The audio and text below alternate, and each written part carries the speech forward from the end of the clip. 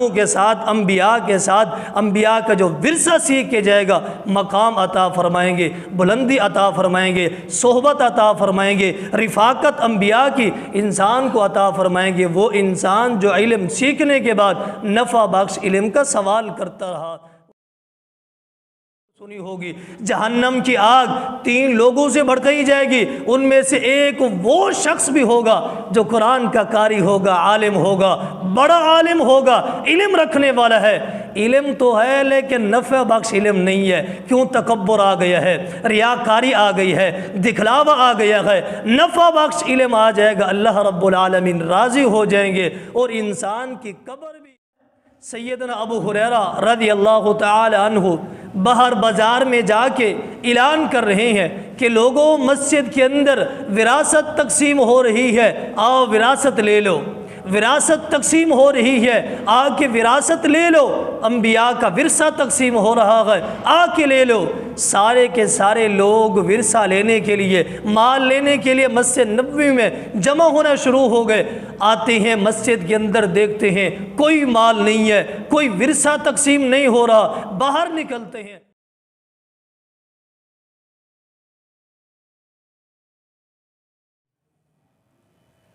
قال اللہ تبارک و تعالی فی القرآن المجید والفرقان الحمید قل هل يستوي الذین يعلمون والذین لا يعلمون۔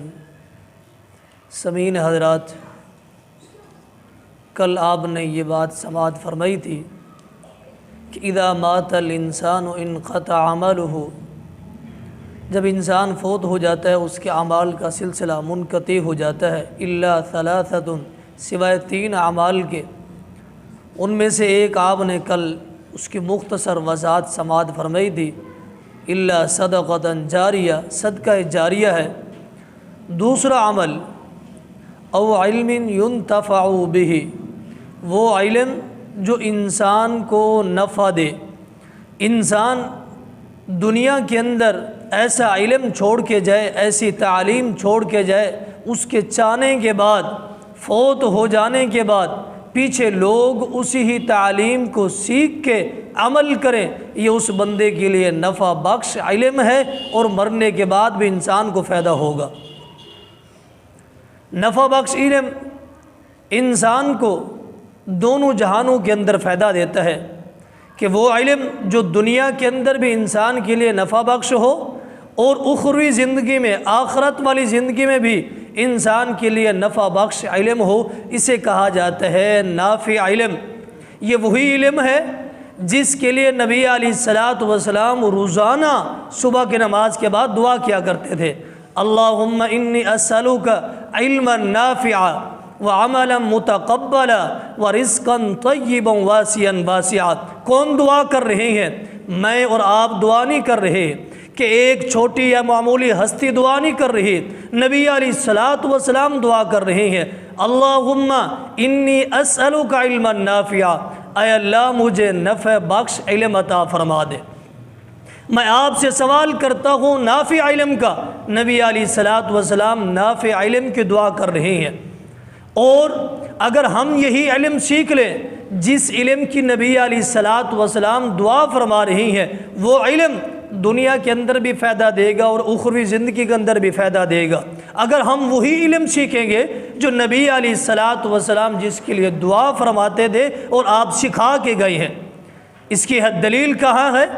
سیدنا ابو ہریرہ رضی اللہ تعالی عنہ باہر بازار میں جا کے اعلان کر رہے ہیں کہ لوگوں، مسجد کے اندر وراثت تقسیم ہو رہی ہے، آؤ وراثت لے لو۔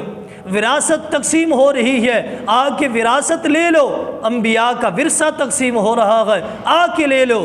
سارے کے سارے لوگ ورثہ لینے کے لیے، مال لینے کے لیے مسجد نبوی میں جمع ہونا شروع ہو گئے۔ آتے ہیں مسجد کے اندر، دیکھتے ہیں کوئی مال نہیں ہے، کوئی ورثہ تقسیم نہیں ہو رہا۔ باہر نکلتے ہیں، اے ابو ہریرہ رضی اللہ تعالی عنہ، آپ نے کہا تو ورثہ تقسیم ہو رہا ہے، مال تقسیم ہو رہا ہے، وہاں مال تو نہیں ہے، تعلیم مل رہی ہے۔ فرماتے ہیں یہی تو تعلیم ہے، یہی تو ورثہ ہے جو انبیاء کا یہ تقسیم ہو رہا ہے، یہی تو مال ہے جو انبیاء کا تقسیم ہو رہا ہے۔ اللہم انی اسألک علما نافعا، اگر میں اور آپ دین کے طلبگار ہیں، دین کو سیکھنا چاہتے ہیں، علم حاصل کرنا چاہتے ہیں، چھوٹا یا زیادہ علم حاصل کرنا چاہتے ہیں، ایک حدیث بھی آ جائے وہ بھی انسان کے پاس علم ہے، لیکن حدیث آنے کے بعد دعا ضروری کرنی ہے، حدیث آنے کے بعد، علم آنے کے بعد دعا ضرور مانگنی ہے۔ کہیں یہ نہ ہو کہ انسان کو اس علم کے اوپر فخر آ جائے اور انسان گمراہی کے راستے پہ چل جائے، وہ انسان کے لیے نافع بخش علم نہ ثابت ہو، حتیٰ کہ انسان کے لیے ویسے نقصان ثابت ہو۔ علم آنے کے بعد دعا ضروری ہے۔ اللہم انی اسألک علما نافعا، اے اللہ میں نے علم سیکھا ہے، 1 دن سیکھا ہے، 10 دن سیکھا ہے، سالوں سیکھا ہے، زندگی بسر ہو گئی ہے علم حاصل کرتے کرتے۔ اے اللہ میں نے جو علم حاصل کیا ہے اسی علم کو میرے لیے نفع بخش علم بنا دے۔ اگر انسان دعا نہیں کرے گا، علم تو آ جاتا ہے، علم آ جاتا ہے، لیکن نافع علم انسان کے پاس تب آئے گا جب اللہ رب العالمین انسان کے اوپر راضی ہو جائیں گے اور انسان اللہ تعالیٰ سے دعا کرتا رہے گا۔ کہیں علم آنے کے بعد تکبر نہ آ جائے۔ وہ آپ نے حدیث مشہور سنی ہوگی، جہنم کی آگ 3 لوگوں سے بھڑکائی جائے گی، ان میں سے ایک وہ شخص بھی ہوگا جو قرآن کا قاری ہوگا، عالم ہوگا، بڑا عالم ہوگا، علم رکھنے والا ہے۔